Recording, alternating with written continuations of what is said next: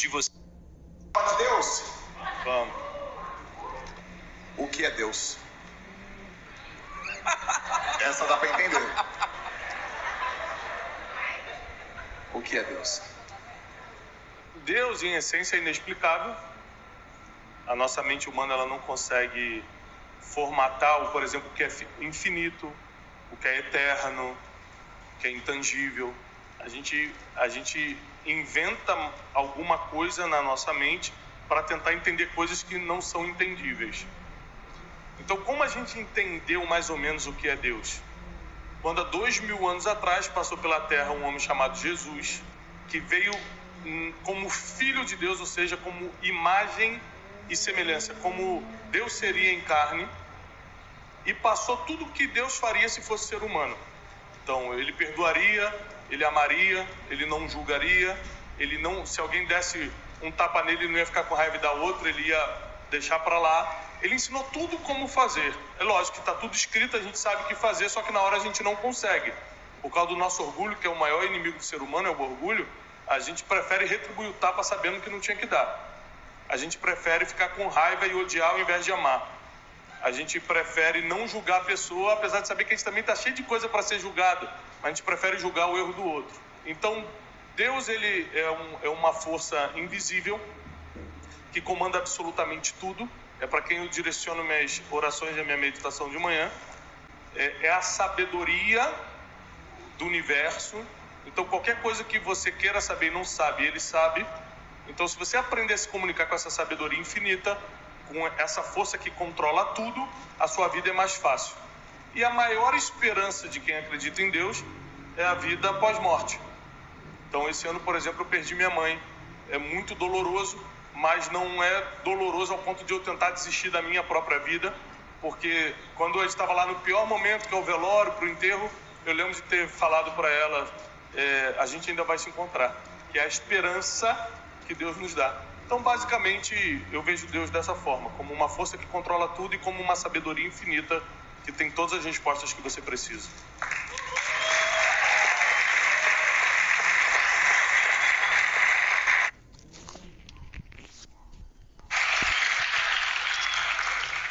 Tiagão,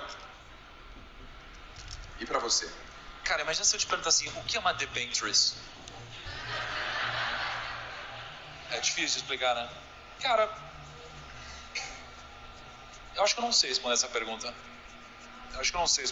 De verdade.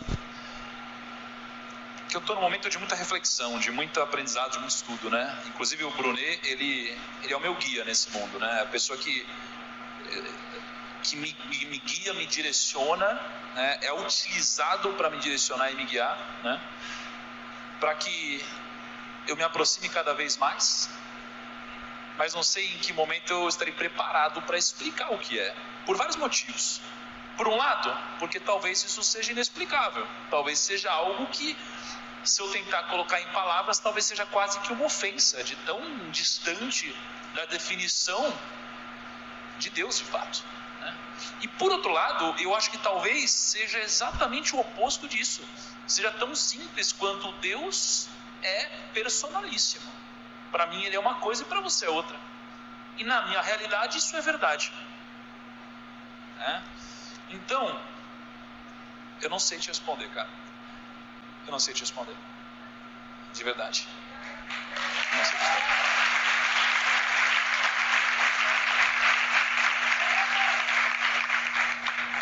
Eu também não sei não.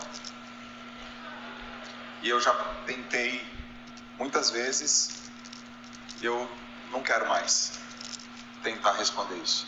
Eu só quero sentir, viver e reconhecer que tem coisas que eu não faço sozinho nem a pau. É isso aí.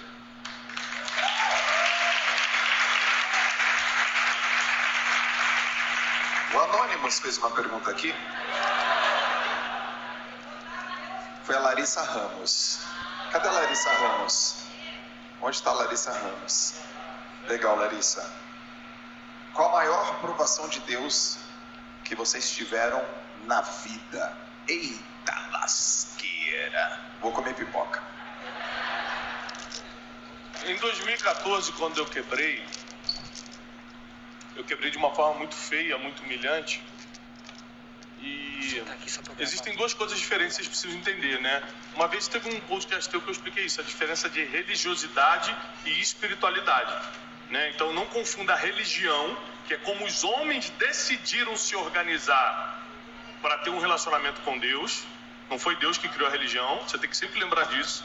Os homens decidiram, vamos montar uma religião? Vamos. Vai ser o cristianismo, vai ser o islã, vai ser o judaísmo, Os homens decidiram a forma como eles iriam se relacionar com Deus. Então é por isso que não existe verdade absoluta na religião.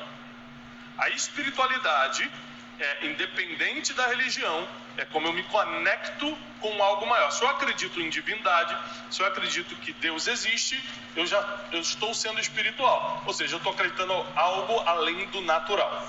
Ok? Até aqui? Só para vocês não confundirem. Qual foi a pergunta mesmo?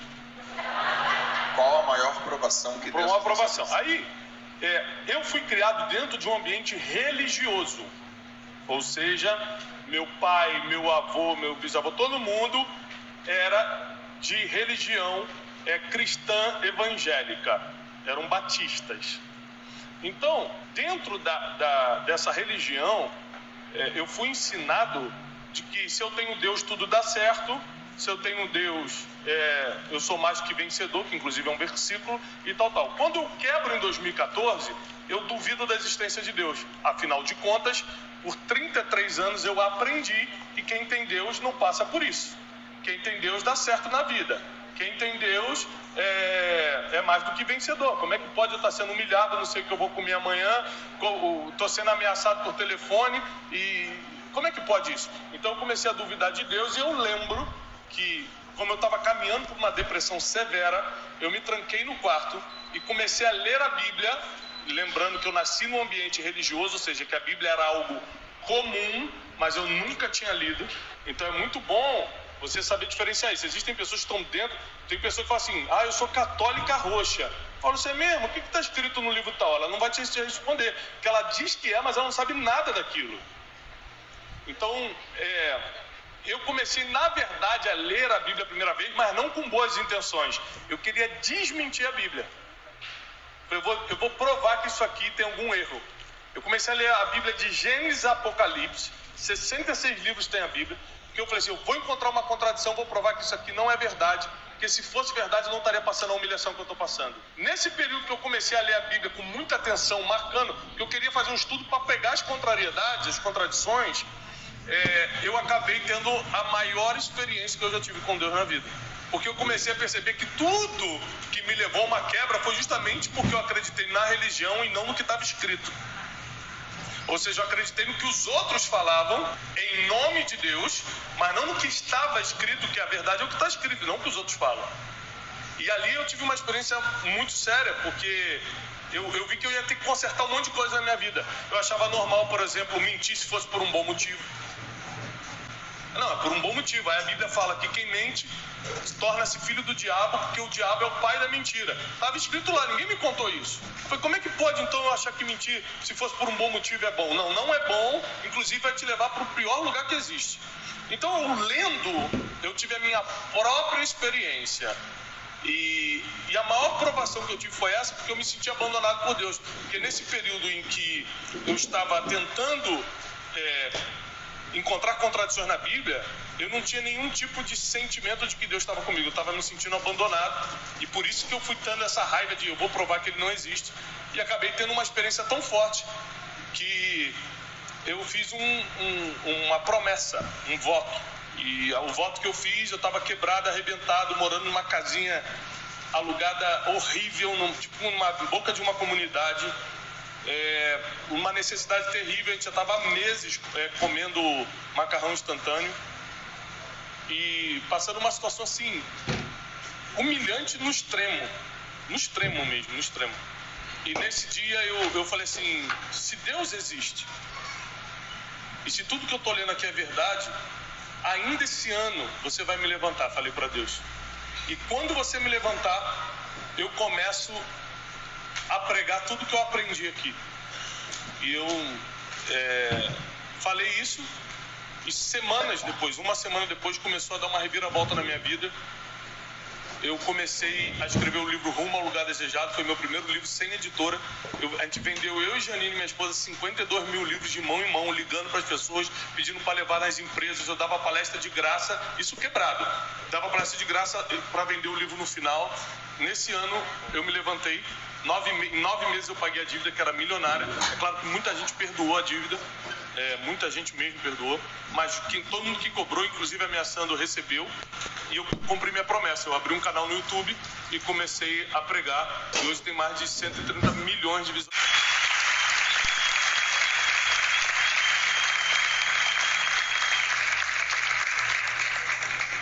Você, Tiagão.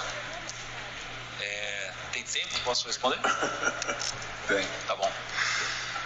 O que eu vou contar para vocês é uma coisa que eu vou falar sem talvez toda a carga e embasamento técnico que talvez outras pessoas que estão nesse mundo há muito mais tempo do que eu. Então o que eu vou falar do meu coração para vocês, tá bom? E eu já quero deixar claro também o seguinte: eu sempre fui uma pessoa muito cética.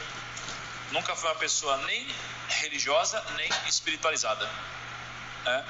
E sempre fui uma pessoa que sempre fui, na minha opinião, boa com as pessoas, mas sempre muito material, tá?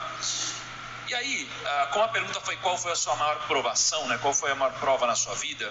Eu vou contar para vocês duas coisas: qual foi a maior prova na minha vida e qual foi o momento que eu passei a acreditar. Tem um casamento que a gente foi, eu e a Ká, há 2 anos atrás. Esse casamento era o casamento de uma pessoa, de uma moça muito boa, que tinha participado de várias lives nossas já, aquelas das 5 da manhã, né? Mas a gente era amigo mesmo do irmão dela. E esse irmão dela chamou a gente para ir para Portugal no casamento da irmã. E aí eu e a Ká fomos pro casamento. No que a gente chegou lá, o nosso amigo não foi. Então ficou eu e a Ká uma semana no hotel com a noiva e a família da noiva. E até hoje a gente fica meio, nossa, até pouco tempo atrás, né? Caramba, olha o que a gente fez, não sei o que lá, não sei o que lá. A gente nunca entendeu por que isso aconteceu. Faz mais ou menos 2 anos. Sempre existe um tempo certo para as coisas acontecerem por aqui. Mas, na hora que as coisas estão acontecendo, às vezes elas não parecem fazer sentido. 2 anos depois eu descobri o porquê que isso aconteceu. Porque quando eu estava em Portugal, tinha uma pessoa que eu não conhecia. Essa pessoa me mandou alguma mensagem, né? E falou: olha, eu estou em Portugal também, vamos se ver? Eu falei: vamos. E esse cara era o Brunet. E a gente se conheceu lá. E sabe o que aconteceu lá? Ele falou assim: Thiago, você fica estudando, um monte de gente rica e tudo mais, né? Mas você sabia que uma das palavras mais citadas na Bíblia é dinheiro? Aí eu falei: não é possível. Ele falou: e você sabe que o cara mais rico de todos, ele chama Rei Salomão? E você sabia que esse cara escreveu alguns livros lá dentro e ele contou tudo sobre os princípios da prosperidade? Eu falei: você tá de sacanagem comigo. E a partir daquele dia eu comecei a ler Provérbios. 2 anos depois, eu, na casa desse cara de novo, agora já num outro nível de relacionamento, ele estava quase desistindo de mim. Porque ele falava muito de Deus para mim e eu sempre queria acreditar, mas não conseguia. Eu falava: não é possível, cara, eu quero muito, mas não é possível. Aí ele contou uma história para mim e me fez um desafio. Ele falou assim: bom, então faz o seguinte, mas primeiro entenda que esse é um caminho sem volta na sua vida. Porque hoje você não tem essa responsabilidade. No momento que você descobre, você passa a ser responsável e isso é um caminho sem volta. Você tem certeza? Eu falei: tenho. E talvez alguns de vocês tenham medo da responsabilidade. E eu disse: eu tenho. No que eu disse isso, ele falou: tá bom, então chega na sua casa hoje de noite e faz uma prova de Deus. Olha para cima e fala: Deus, se você existe mesmo, me dá um sinal em 7 dias. O que aconteceu? Durante esses 7 dias, cada segundo do meu dia eu ficava olhando em volta assim, falava: cara, será que é um sinal? Eu estava almoçando com o Joel, veio um cara do nada, você lembra, Joel? Veio um cara do nada na mesa do lado e falou: vocês há 6 anos atrás. Eu falei: cara, é um sinal. Aí eu ficava: tudo é um sinal, cara. Eu olhava pra cima, eu falava: meu Deus, meu Deus, meu Deus, meu Deus. Chegou no 7º dia de noite, aí eu virei pra cá, que pra quem não conhece é minha esposa. Aí eu falei: amor, não aconteceu nada. E agora? Aí ela falou assim: Ti, não desiste. Eu falei: que não desiste? Eu fiz uma prova. Ela falou: se existe, me dá um sinal. Então se não dá um sinal, não existe. Dormi e acordei. Não aconteceu nada. Aí a gente foi para uma reunião no escritório. No 8º dia eu fui almoçar. E no que eu fui almoçar na casa de um amigo. E nesse almoço Deus falou comigo. E quando ele falou comigo, eu não tive dúvidas. Eu não tive dúvidas. Mas me bateu uma grande dúvida. Por que isso aconteceu no 8º dia? E aí, esse cara aqui, que tem uma ligação muito forte com Deus, me disse. Ele falou assim: isso aconteceu no 8º dia, Tiago, para te mostrar que Deus existe, mas que as coisas não acontecem no seu tempo e sim no dele. Olha o poder disso.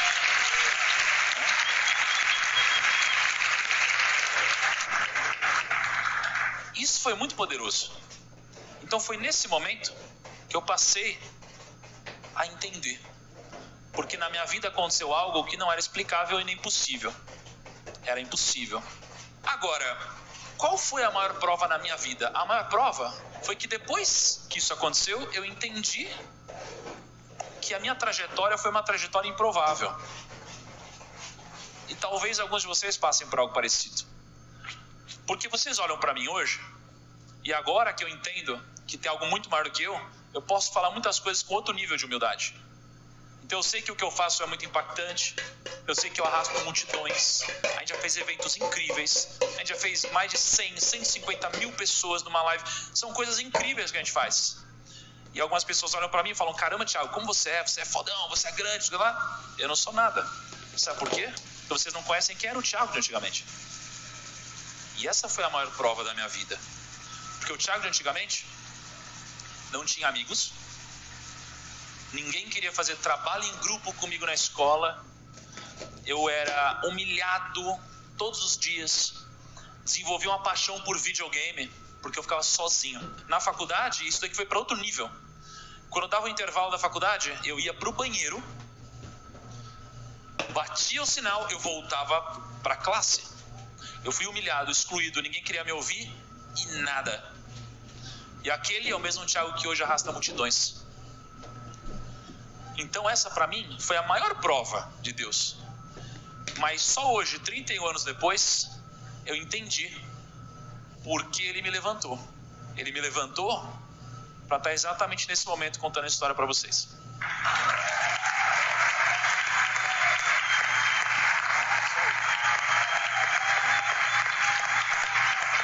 É isso aí.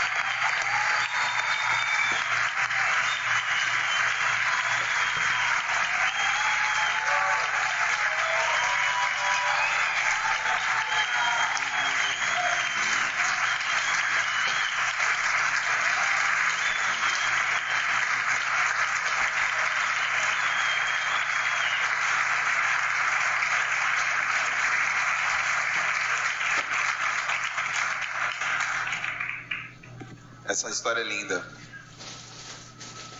Que momento. Quantas vezes você já contou essa história? Acho que pouquíssimas, né? Raríssimas, cara. Mas eu precisava contar hoje. Obrigado, velho. Vocês gostaram? Muito bom. Antes de eu fazer a última pergunta, sempre a que finaliza, para o pessoal que não te conhece, Thiago Bruni, onde que o pessoal te encontra nas redes sociais? Muitas pessoas hoje. Eu sou @Thiago Bruni CH. E mais o quê? Leiam meu livro Especialista em Pessoas. Livrão. Vai ajudar muita gente. Tá ajudando muita gente, tá? Ali, ó. O menininho já tá ali na mão. Que legal. E para mim é sempre um prazer servir. eu fiz uma escolha muito difícil anos atrás, que era me conectar mais com a espiritualidade do que com a religião. É uma escolha muito difícil, principalmente porque na espiritualidade você só consegue servir a Deus se servir as pessoas. Você não consegue servir a Deus de outra forma. Na religião a gente cria muitas formas de servir a Deus sem precisar das pessoas. Eu posso cantar, eu posso fazer várias coisas, que não deixa de ser também. Mas na espiritualidade eu preciso socorrer o necessitado. E esse necessitado não é só quem está passando fome, é quem não tem um abraço, é quem perdeu o pai e você pode dar uma ligação nos dias difíceis por causa dessa perda. Na espiritualidade você tem uma obrigação com o outro, de diminuir a dor das pessoas que cruzam o seu caminho. Quando você se conecta com Deus de verdade, você não consegue, você fica inquieto em só você estar desfrutando. Você quer levar o máximo de pessoas para todas as coisas boas que você desfruta.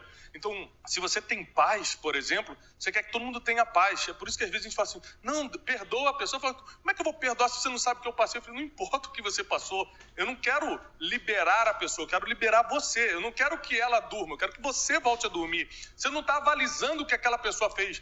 Você é quem está se libertando, então perdoa. Mas eu quero diminuir sua dor, mas você tem que perdoar. Então, a espiritualidade, o nosso compromisso maior é com o nosso próximo, é com a pessoa que está do nosso lado. Porque quando a gente está servindo as pessoas, a gente está servindo a Deus. Aí você fala, Thiago, mas tá bom, então você que é teólogo, me explica biblicamente como é que prova-se isso. João 3,16 é um dos versículos mais famosos da Bíblia. Porque Deus amou o mundo, ou seja, as pessoas, de tal maneira que enviou o seu único filho Jesus, para que todo aquele que nele cresce não morresse, não perecesse, não apodrecesse, mas que tivesse a vida eterna para sempre. Como cotar o seu seguro auto da PIE em apenas 6 passos? Clique em cotar online, coloque a placa do seu carro, confirme o modelo do carro e depois diga pra gente como você usa ele. Aí é só colocar o seu CEP, CPF e o e-mail para o qual a gente deve mandar essa cotação. Pronto, o preço sai na hora e se você curtiu, baixe o app e continue para a vistoria.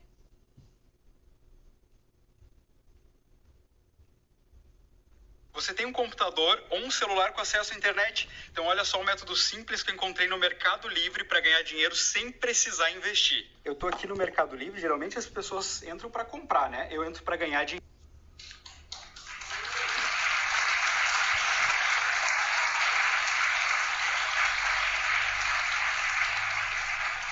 Então, você vê que Deus, quando queria fazer alguma coisa pelo mundo, ele, em vez de fazer um passe de mágica, mudem, se transformem, ele envia uma parte dele para a terra, para que esse filho dele, essa parte dele na terra, socorresse as pessoas, pregasse para as pessoas, ajudasse as pessoas, morresse e ressuscitasse pelas pessoas. Então, até o último dia da minha vida, eu vou servir as pessoas que estão na minha frente.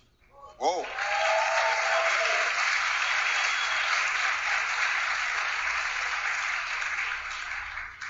Sempre quando eu finalizo o JJ Podcast, eu faço uma pergunta.